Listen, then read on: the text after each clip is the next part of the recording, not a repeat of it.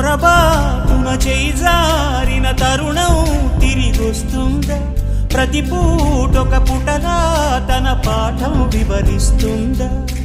మన కోసమే తనలో తను రగిలే రవి తపనంతా కనుమూసిన తరువాతనే పెను చీకటి చెబుతుందా?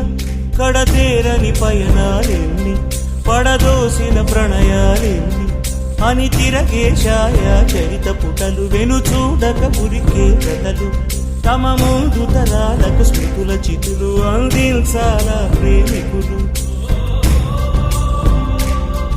ఇది కాదే విధిరాత,